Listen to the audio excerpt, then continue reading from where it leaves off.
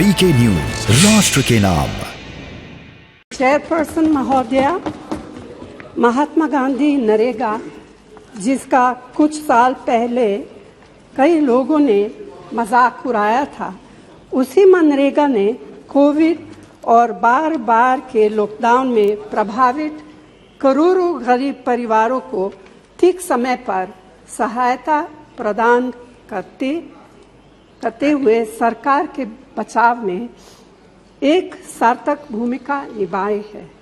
फिर भी मनरेगा के लिए आवंटित बजट में लगातार कटौती की जा रही है, जिसके कारण काम मिलने और समय पर मजदूरी के भुगतान की कानूनी गारंटी कमजोर पड़ रही है। इस साल मनरेगा का बजट 2020 की तुलना में 35% कम है, जबकि बेरोजगारी लगातार बढ़ रही है। बजट में कटौती से कामगारों के भुगतान में देरी होती है, जिससे माननीय सुप्रीम कोर्ट ने फोर्स्ड लेबर माना है। इसी वर्ष 26 मार्च को सभी राज्यों ने इस योजना के तहत अपने खाते में नकारात्मक संतुलन दिखाया है, जिसमें कामगारों को भुगतान का लगभग 5,000 करोड़ रुपए बकाया है। चेयरपर्सन महोदया, अभी हाल में सभी राज्यों से कहा गया है कि उनके सालाना श्रम बजट को तब तक मंजूरी नहीं दी जाएगी जब तक कि वे लोकपालों की नियुक्ति और सोशल ऑडिट से संबंधित शर्तों को पूरा नहीं करेंगे। सोशल ऑडिट को निश्चित रूप से प्रभावी बनाया जाना चाहिए, लेकिन इसे लागू करने में कमियों को आधार बनाकर इस योजना के लिए पैसे का आवंटन रोककर कामगारों को दंडित नहीं किया जा सकता है। यह अनुचित है और अमानवीय है। सरकार को इसमें बाधा डालने के बजाय इसका समाधान निकालना चाहिए।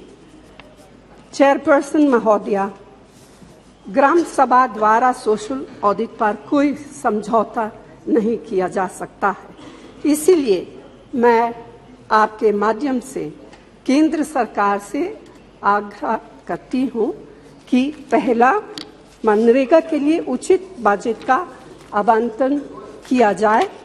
दूसरा, काम के 15 दिनों के भीतर कामगारों को मजदूरी का भुगतान सुनिश्चित हो।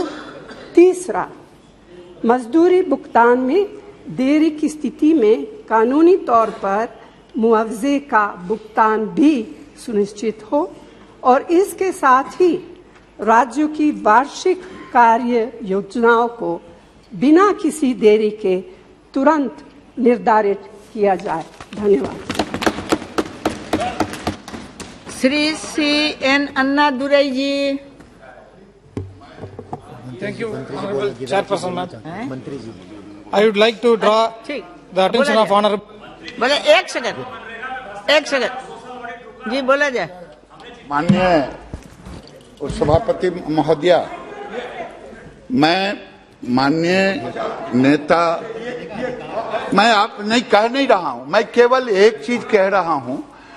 देश के वरिष्ठ नेता हैं, इन्होंने जो सदन में विषय को रखा है वो पूर्ण रूपेण तथ्यों से परे है। मैं इसका जवाब दूंगा, एक जवाब दूंगा। 33,000 करोड़ केवल 13-14 में बजट था और आज 1 लाख करोड़ और 1,12,000 करोड़ हुआ है। ये हमें आईना दिखाने की कोशिश न कोई करे। ठीक है। श्री C.N. अन्नादुरई जी।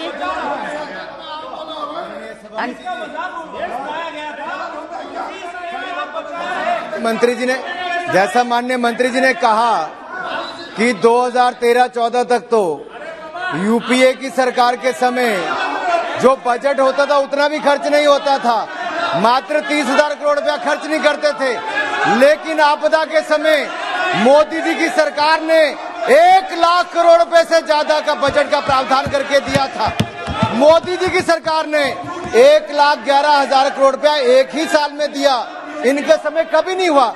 इनके समय केवल भ्रष्टाचार के आंकड़े जो मंत्री थे उनके भी क्षेत्र में आते थे।